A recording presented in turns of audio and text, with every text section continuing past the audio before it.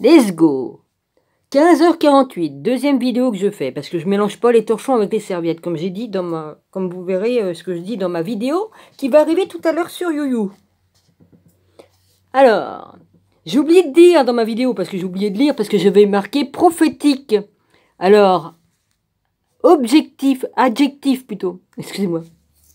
Prophétique, adjectif qui appartient ou convient au prophète. Langage prophétique qui a le don de prévoir l'avenir. Prophétie, prédiction par inspiration divine. Prends ça dans ta gueule, du con, j'ai oublié de le mettre. Hein? Le connard auquel je m'adresse dans la vidéo précédente, qui va arriver bientôt. Médium. Alors, médium, j'ai jamais dit que j'étais médium, hein, comme je dis dans ma vidéo qui précède celle-là. Médium, du latin medius, qui est au milieu. Personne pouvant servir d'intermédiaire entre les hommes et les esprits. J'ai jamais dit que je communiquais avec les esprits. Je travaille qu'avec Dieu qui est en haut là. C'est lui qui m'inspire. D'accord? Voilà, va te faire foutre là, du con là, qui me casser les couilles. Voilà. J'avais oublié de dire ça tellement que j'étais pressé de finir parce que ça me... Hein, franchement. Voilà. Alors j'en ai fini avec toi, hein, parce que c'est le petit bout que j'avais oublié de mettre. Voilà, parce que si tu connais rien dans les mots, hein, j'ai jamais dit que j'étais médium. Voilà. J'ai bien dit que j'étais la Sophia en haut, j'ai bien dit que j'avais créé les anges là-haut, que j'étais la mère de tous les anges, hein, puisque j'étais l'épouse de Dieu là-haut. Hein, bah oui, il faut être deux hein, pour créer. Hein. Enfin, non, c'est Dieu qui a créé toutes choses, mais bon, j'étais bien l'épouse pour pouvoir créer les anges. Hein. C'est tout. Je l'ai pas fait tout seul, les anges, hein. Non, il faut être deux, hein. Ou par la pensée, ou quoi qu'est-ce, mais de toute façon, Dieu a participé, hein. Moi, il a participé, hein. C'est le Père qui a participé, hein. Moi, je... Hein. C'est tout. Bon. Seul Dieu a créé toutes choses, mais il y a une maman pour porter les anges. En bref, c'est complexe, hein. J'ai qu'à lire les livres. Ah oui, c'est vrai, en fait, les livres, pour toi les livres, c'est rien du tout, c'est que de la merde, qu'on se torche le cul avec, hein. J'en ai même vu un, je sais plus son nom, mais en pleine vidéo, il a brûlé la Bible. Il a pris tout le truc de là. Il a pris tous les trucs jusqu'à jusqu'à où? Jusqu'à où qu'il a mis ça? Bah, Deutéronome, tout ça, il a brûlé. Il a brûlé tout ça. Il a brûlé tout ça devant tout le monde, devant les caméras. Il a brûlé une partie, voilà, une partie de la Bible. Je crois qu'il doit être mort maintenant, hein, parce que Dieu fout droit à ceux qui brûlent le livre. Hein. Enfin, bref. Alors, oui, du coup, j'ai perdu ma page. Jugement. Je vais chercher ça, moi. Tout ce qui est rose, là, j'avais marqué. Et ça, je le sais, il a brûlé tout ce qui est rose. Moi, je l'avais mis en rose sur mon livre, là. C'est pour ça que je me rappelle. Il a brûlé Deutéronome. Il a brûlé l'Apocalypse. Il a brûlé... Ouais. Je sais plus comment il s'appelait. Cœur... Je sais que c'était un nom de cœur. Et après, je sais plus. Mais franchement, c'est pas plus mal que je me rappelle pas de lui. Oh, il était ami avec le frère de Sylvie M. Enfin bref. Aussi, voilà. Comme je dis pas ton nom de famille, Sylvie, tu peux pas me faire un procès. Hein. Je suis bien obligé de dire ton prénom parce que pour que les gens sachent qui est ton frère. Ouais, enfin bref. Alors, c'est quel truc là-dedans?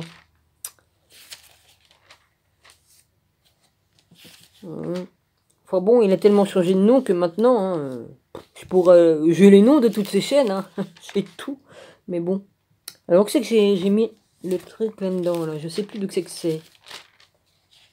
Ouais.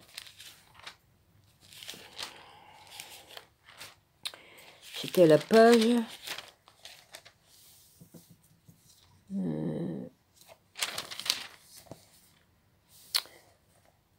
Jugement, ouais, c'est ça que je voulais lire. Alors, juge. Je veux lire juge. Homme appelé par Dieu pour libérer Israël. Juge. De ses oppresseurs. Après l'époque de Josué. Le juge rendait la justice et avait l'autorité d'un gouverneur, d'un prince. Bon, après, il marque tous les trucs. Le livre des juges rapporte l'histoire d'Israël depuis Josué jusqu'à l'avènement de la monarchie. On fera pas mal de... Jugement, appréciation portée par Dieu sur les hommes et leur œuvre et sur les nations. Dieu amènera toute œuvre en jugement. Toute œuvre, bonne ou mauvaise. Selon nos fruits. Les jugements de Dieu s'exercent constamment. Dieu juge d'abord les hommes selon leur attitude envers Christ. T'as du souci à te faire, toi, celui-là qui s'est permis d'écrire certaines choses dont je parle dans ma vidéo précédente. Jean 3, 2.18, 36, point virgule, CP, je sais plus ce que ça veut dire. R, Romains 8, 2.1. Plus tard, les croyants seront jugés selon leur œuvre, c'est-à-dire ses fruits et tout ça.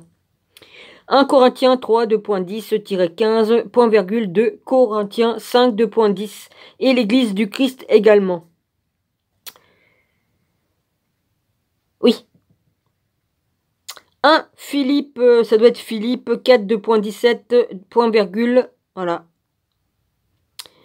AP 3, 2.1-3, point virgule 8, 15, 2.3, 15-20. Au cours du jugement dernier, les morts incroyants seront aussi jugés selon leur œuvre, même les incroyants. Apocalypse 20, 2.11-15. Après, il y a un V. GN, séjour des morts. Ah bah ça, il y en a qui vont y finir dans les séjours des morts. Avec leur papa, hein. Justice, caractère de tout ce qui est conforme à la volonté et aux normes de Dieu, par nature, par sa vie et ses actes. L'homme est pécheur et injuste aux yeux de Dieu. Oui, nous sommes tous pécheurs aux yeux de Dieu. Job 25, 2.4, point virgule, Ésaïe 64, 2.5, point virgule, Romains 3, 2.9-18. Ouais, je me pèle le cul là, parce qu'il a réouvert l'autre bidule là. Il n'est pas humain, c'est pas possible. On peut pas vivre comme ça sans... Bon, de toute façon, il se met au chaud dans sa chambre. Hein. Il ouvre tout ça. Moi, je dors dans les courants d'air toute la nuit. Mais bon, j'ai pas de chauffage, à part les radiateurs électriques. Mais bon, ça va me coûter bonbon. Hein. Ça va me coûter une blinde.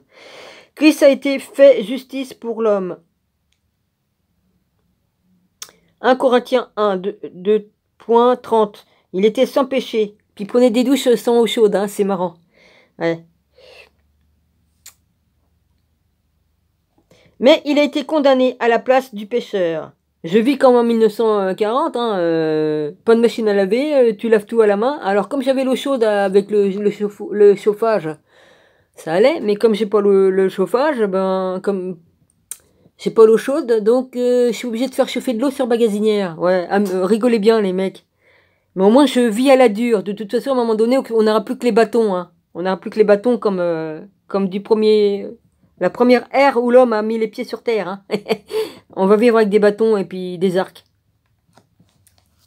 Il va plus y avoir les technologies qu'il y a. Hein. On va recommencer tout depuis le début. Enfin, pour ceux qui vont continuer à vivre sur la nouvelle terre, je dis la nouvelle terre parce que Jésus va refaire tout à propre. On va repartir du début. Oui, obligé. Il va être obligé de purifier la terre, d'enlever toutes les saloperies qu'il y a dessus, parce que la terre, elle est polluée par le béton, par tout un tas de trucs, hein, les centrales nucléaires, les technologies, là, on n'a pas besoin de tout ça. On va devoir réapprendre à labourer et tout ça, il va falloir qu'on réapprenne à fabriquer des charrues, et puis on va recommencer depuis le début, quoi. Hein, et puis, niet, plus de trucs modernes et tout ça, hein. Il n'y aura plus de téléphone ni quoi qu'est-ce. Hein. On fera comme autrefois. Hein. Voilà. Bon, on pourra faire des bateaux hein, qui iront sur la mer pour aller sur un truc et l'autre. Hein. Ça, il n'y a pas. Hein. Il n'y aura plus de toute cette saloperie de trucs qu'on a là. On n'a pas besoin de tout ça. Donc voilà. Et puis pour ceux qui seront morts, ben, ils seront dans les cieux. Hein. Voilà. Ceux qui sont avec Jésus, ils seront là-haut, au ciel. Ben, on sera des saints. Voilà.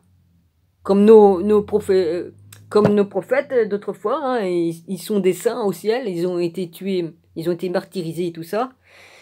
Voilà, peu importe de la façon dont c'est qu'on va mourir, mais en tout cas, on sera dans le royaume de Dieu. On y sera aux noces de l'agneau. Par contre, pour les petits enculés, là, qui viennent me faire chier, là, et qui se prennent pour je sais pas quoi, là, vous allez finir en tas de poussière. Poussière, tu es poussière et tu retourneras à la poussière, bah ça, c'est sûr, vous n'allez pas être ressuscité, ni réhabilité. Hein. Niet, niet, niet, niet. Vous allez finir dans la géhenne avec votre papa. Voilà, j'en ai terminé avec vous. Enfin, avec toi. Enfin, on sait même plus qui t'es, parce que t'as tellement de personnages en plus. Ah oui, mon frère, pour celui qui m'a critiqué le truc des cathédrales, ne finit de juger, hein, je l'ai dit dans l'autre vidéo. Hein. Il faut que t'arrêtes, hein. Parce que il a jamais dit de méchanceté sur Jésus. Hein. Je me suis mal exprimé sur l'autre. Il a bien dit que Jésus était comme un grand docteur, un grand médecin, une personne qui soignait les gens. Et c'est vrai, Jésus a fait des miracles. Hein. Bon, voilà, ça je l'ai dit dans l'autre vidéo. Il a fait des miracles. Bon, je dis pas qu'il était druide, mais il connaissait les druides. Jésus a étudié dans les écoles de druides. Il a connu les druides. Il a connu les vikings. Il a connu les... Il a connu les... Il est allé dans tous les centres, hein, même le truc des Égyptiens. Il a étudié dans toutes les écoles, même les trucs égyptiens. Hein. Jésus s'est formé dans toutes ces écoles-là. Il a tout étudié. Hein, avant d'être Jésus adulte pour faire ce qu'il avait à faire après. Hein. Parce que, bon, son enfance, ils l'ont effacé de la Bible, de la Torah. C'est bizarre quand même, hein. Parce que, bon, Marie, elle a eu son enfant, il a quand même grandi, non hein, à l'âge de 14 ans, 15 ans, je sais même pas à quel âge il s'est marié en premier lieu. Je crois qu'il a eu 2 mariages. Sa première femme, il l'a perdue, donc il s'est remarié. Probablement. Enfin, maintenant, je peux pas juger, je peux pas dire, hein. Voilà. Avant Marie-Madeleine, il a bien eu une femme avant. Donc, enfin d'après, hein, mais je peux pas prouver ça. Je peux pas prouver. Pour Marie-Madeleine, c'est sûr, puisque j'étais Marie-Madeleine, je peux le dire. Mais pour ce qui est d'avant, je peux pas dire. Je peux pas dire. J'étais pas, hein. Voilà. J'étais pas pour le premier mariage, parce que j'étais pas encore arrivé, je crois. Hein. Je connaissais pas encore Jésus. Hein. J'étais quelque part, hein, je sais pas à quel machin. Alors, ainsi justice a été faite, et peut être juste, tout en accordant la justification à celui qui croit. Voilà. Alors, mon frère, il faut que t'arrêtes de juger le viking Logan. Hein. Il dit des vérités sur les cathédrales et tout ça, et il a jamais dit que Jésus... il a rien dit de mal, il a pas blasphémé en disant que Jésus était un grand guérisseur. C'est vrai. Il a fait des miracles, il a ressuscité les morts et tout ça, il a guéri des gens, il a fait plein de miracles, il a rendu la vue à des gens, il a ressuscité Lazare, hein, le frère de Marie-Madeleine. Donc, il avait ces pouvoirs-là, il les a toujours d'ailleurs. Hein. Bon. Et je continuerai à dire que j'étais bien Marie-Madeleine et tout ça, et je t'emmerde à toi, l'autre connard, là. Vas-y, c'est bon. Hein. Alors maintenant, tu te casses de ma chaîne, et puis tu vas faire joujou avec qui tu veux. Ah, se prend pour je sais pas quoi, mais dis-nous ton nom d'ange là, ton nom d'ange, t'es venu sur Terre là pour ta mission de je sais pas quoi, ta mission de dire des conneries, c'est tout. Et la connaissance, je l'ai, oui je l'ai, parce que Dieu l'a mis en moi. Enfin, une partie, hein, pas tout. Hein. Il me donne que ce qu'il veut bien, Dieu. Je suis juste là pour dire des vérités, dénoncer les cons comme toi, hein, qui viennent faire chier les gens, là, qui harcèlent les gens. Voilà.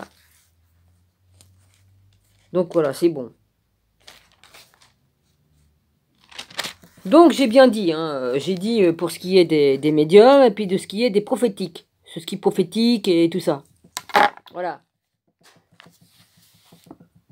Alors si t'as rien d'autre à faire de ta vie, mon pauvre, eh ben je te plains.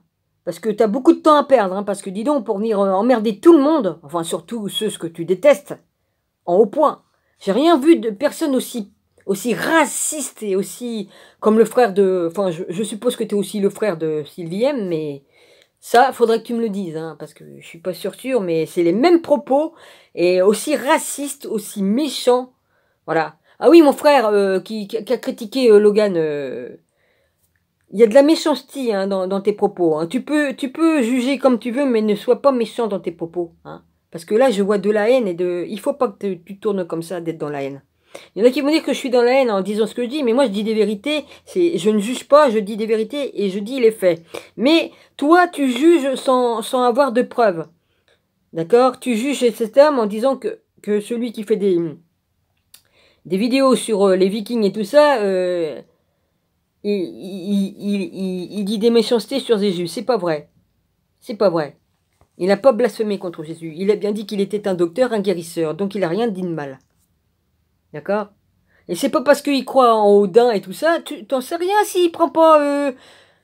hein? Tu sais pas... les Vikings, ils appellent leur dieu d'une façon. Et nous, on appelle... Notre dieu, c'est Jésus. Et eux, ils l'appellent Odin. Ou ils l'appellent autrement. Ça, c'est... Voilà. Hein? Il appelle Dieu comme il veut. Les Vikings avaient leur nom, ils appellent Freya. Nous, chez nous, Freya, c'est la Sophia. Hein, la mère de... Bon, bah, chez eux, ils l'appellent Freya. Admettons. Il faudrait peut-être faire des rapprochements un peu, hein.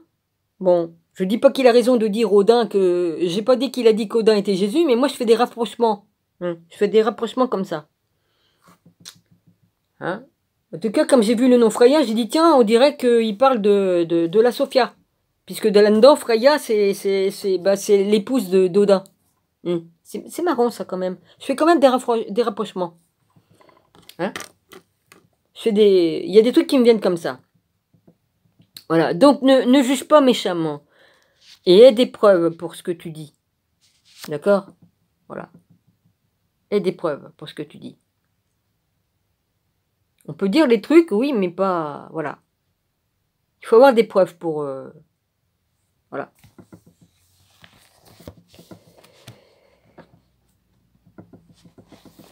Donc mon frère, et puis mets pas et puis pour les logos, ça, hein, t'avais pas lieu de mettre les logos qui rigolent comme tu dis, que tu m'as dit que c'était pour la Lolo, non, non, ça ne se fait pas, parce que si tu parles de moi, tu n'as pas à mettre au bout des trucs qui se moquent. Je me suis posé des questions sur ce truc, et ça c'est pas très bien, c'est pas très bien, et c'est pas la peine de me dire que c'était pour Lolo, ça ne me plaît pas. Voilà, si tu parles de moi en disant, oui Lolo, Lolo t'a cassé, hein, et après tu mets le truc en rigolant, je peux en déduire que tu te fous de ma gueule. Ah ça oui, c'est ce que ça voulait dire. Et après tu dis non, non, je l'ai mis pour Lolo. Non, ce que tu as à mettre pour Lolo, tu le mets comme tu lui écris à elle ou à lui, l'autre connard, là, hein, peu importe. Mais on les remet pas comme tu m'écris à moi-même, parce que je peux considérer que tu es en train de te foutre de ma gueule. Et ça, c'est vrai, c'est ce que ça veut dire. C'est ce que ça voulait dire, hein. Bon, et après, c'est pas la peine de se rattraper pour dire non, non, je l'ai mis pour Lolo. J'ai le droit d'interpréter les choses telles qu'elles sont, telles que je les vois. Ok? J'espère que tu comprends bien qu'est-ce que je veux dire. Après, c'est pas la peine de se rattraper, hein. C'est pas la peine. Donc, et je vois beaucoup de choses que je ne dis pas. Je vois beaucoup, beaucoup de choses que je ne dis pas. On me permet de voir certaines choses, ouais, là-haut. Là, on me permet de voir beaucoup de choses et je ne dis pas tout. Oh, bah, heureusement, parce que dis donc, ce serait la révolution. Hein. Je crois que... Hein, et je dis pas tout, heureusement. Heureusement, d'ailleurs, on me permet pas de dire tout ce que je vois. On me dit, Dominique, calme-toi et garde beaucoup de choses de côté. Et j'écoute, parce que sinon... hein,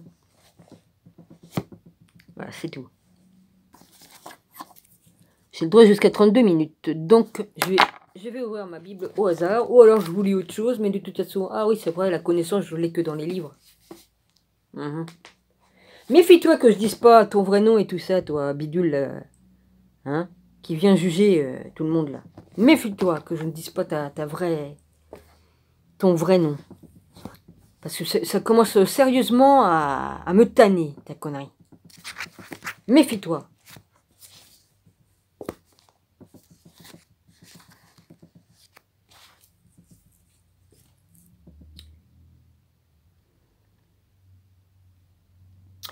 Préparatifs pour la construction du temple.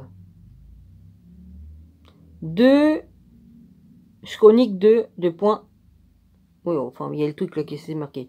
Alors, numéro 5. Hiram, roi de Tyr, envoya ses serviteurs vers Salomon, car il apprit qu'on l'avait oint pour roi à la place de son père. Et il avait toujours aimé David. Salomon fit dire à Hiram, « Tu sais que David, mon père, n'a pas pu bâtir une maison à l'Éternel, son Dieu, à cause des guerres dont ses ennemis l'ont enveloppé, jusqu'à ce que l'Éternel les ait mis sous la plante de ses pieds. Maintenant, l'Éternel, mon Dieu, m'a donné du repos de toutes parts.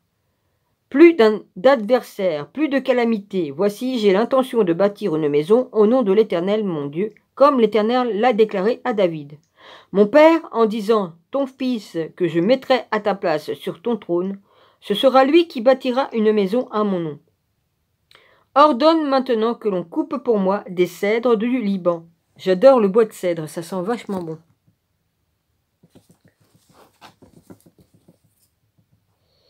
Mes serviteurs seront avec les tiens et je les paierai, et je te paierai le salaire de tes serviteurs tel que tu l'auras fixé. Car tu sais qu'il n'y a personne parmi nous qui s'entende à couper les bois comme les Sidoniens. Lorsqu'ils entendirent les paroles de Salomon, Hiram eut une grande joie et il dit, « Béni soit aujourd'hui l'Éternel qui a donné à David un fils sage. »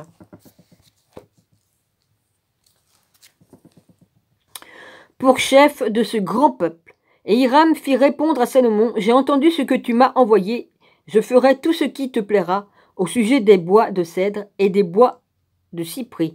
Mes serviteurs les descendront du Liban à la mer, et je les expédierai par mer en radeau jusqu'au lieu que tu m'indiqueras. » Dis donc, les cèdres, c'est quand même des arbres assez conséquents hein, comme tronc. Hein. On peut même faire une maison dedans, tellement qu'ils sont gigantesques. Hein. Alors, jusqu'au lieu que tu m'indiqueras. Là, je les ferai délier et tu les prendras. Ce que je désire en retour, c'est que tu fournisses des vivres à ma maison. Hiram donna à Salomon des bois de cèdre et des bois de cyprès autant qu'il en voulut. Et Salomon donna à Hiram 20 000 mesures de froment pour l'entretien de sa maison et 20 mesures d'huile d'olive concassée. C'est ce que Salomon donna à chaque année à Hiram. L'Éternel donna à la sagesse à Salomon,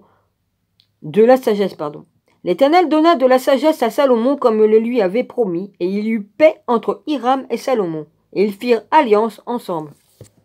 Ouais, il va falloir que je me réhabille, moi, parce que là, je me pèle trop le cul.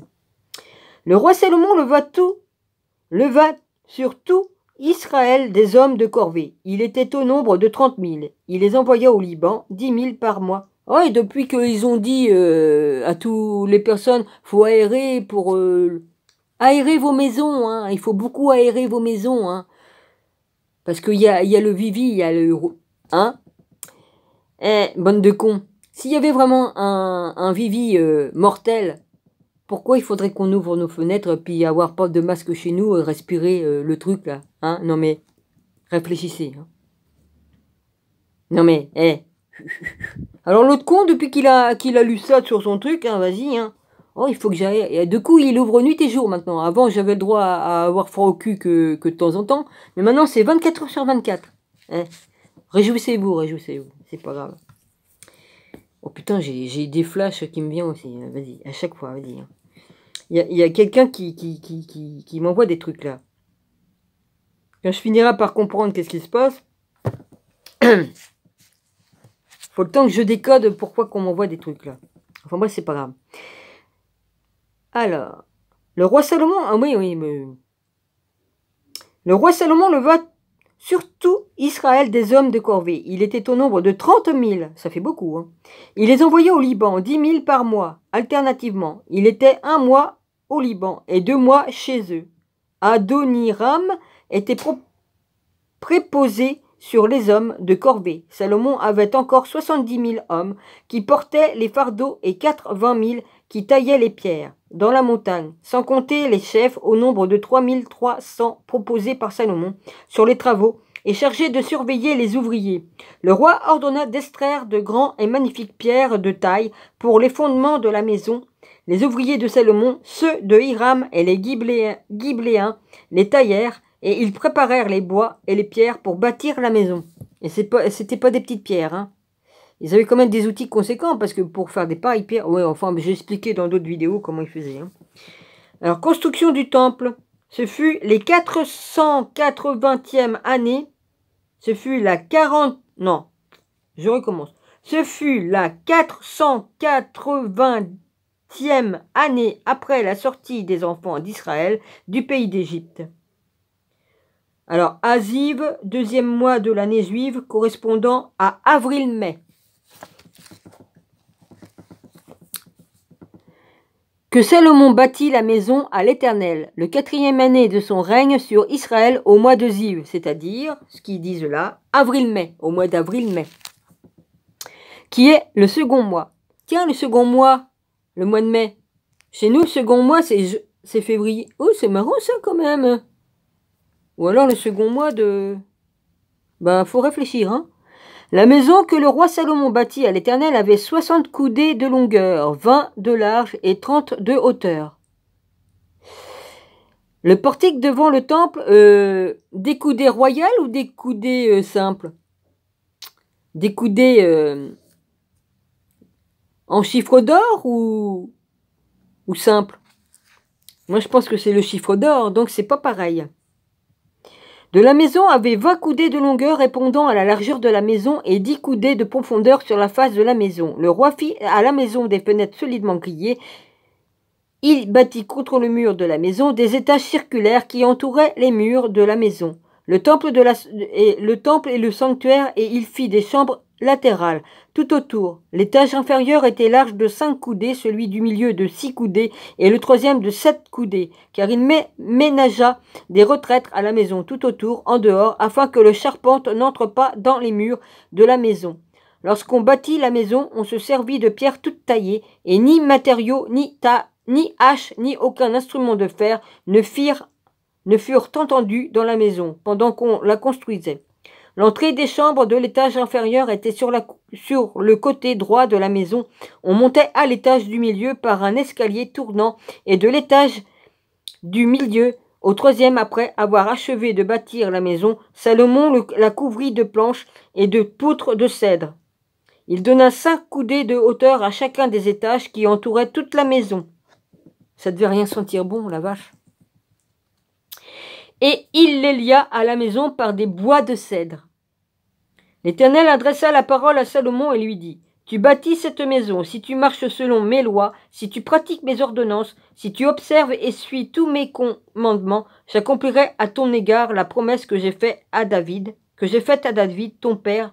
J'habiterai au milieu des enfants d'Israël, et je n'abandonnerai point mon peuple d'Israël. Après avoir achevé de bâtir la maison, Salomon en revêtit intérieurement les murs de planches de cèdre depuis le sol jusqu'au plafond. Il revêtit... Ah ben je sais combien que ça sent bon parce que j'ai des porte-manteaux en cèdre. Au plafond, il revêtit ainsi de bois l'intérieur et il couvrit le sol de la maison de planches de cyprès. Il revêtit de planches de cèdre les 20 coudées du fond de la maison depuis le sol jusqu'au bout des murs. Et il réserva cet espace pour en faire le sanctuaire, le lieu très saint. Les 40 coudées sur le devant formaient la maison, c'est-à-dire le temple. Le bois de cèdre à l'intérieur de la maison offrait des sculptures, de coloquintes et de fleurs épanouies. Tout était de cèdre, on ne voyait aucune pierre. Salomon établit le sanctuaire à l'intérieur au milieu de la maison pour y placer l'arche de l'alliance de l'Éternel. Le sanctuaire avait 20 coudées de longueur, 20 coudées de largeur et 20 coudées de hauteur. Salomon le couvrit d'or, puis, ça fait comme un cube, hein.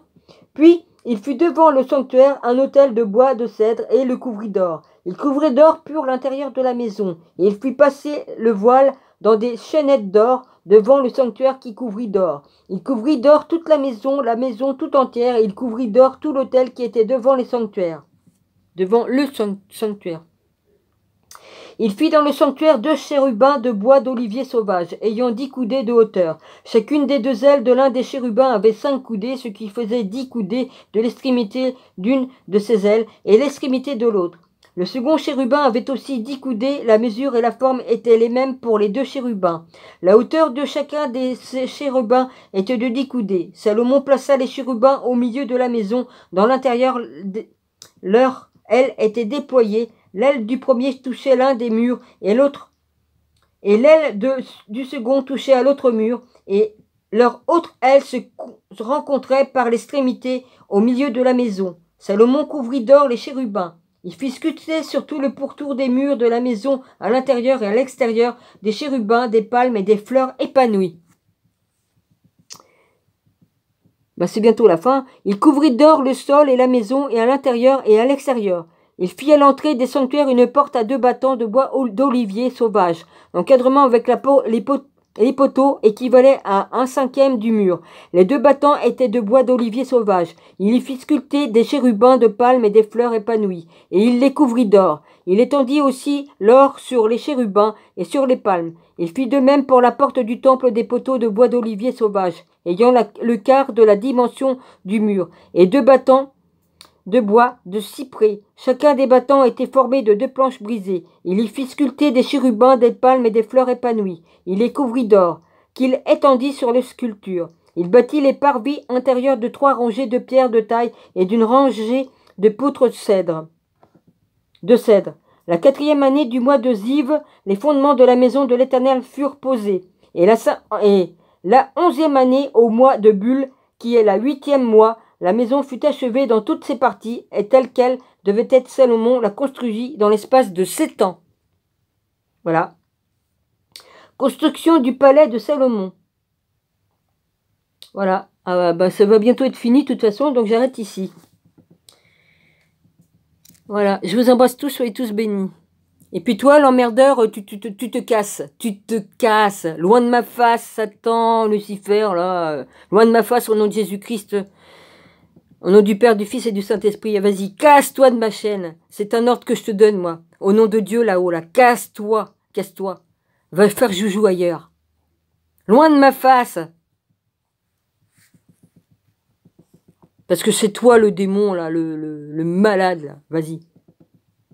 Allez. Basta. Ouais, basta. Casse-toi de ma chaîne. Et puis arrête d'ennuyer mon rabbi, puis tout ça, voilà. Va faire joujou avec tes frères, là, qui ont le même esprit que toi. Le mauvais esprit que toi dans lui, là. Allez. Oh. Et j'ai déjà dit, hein, t'as déjà fait des séjours en psychiatrie, puisque tu m'as expliqué tout. Allez.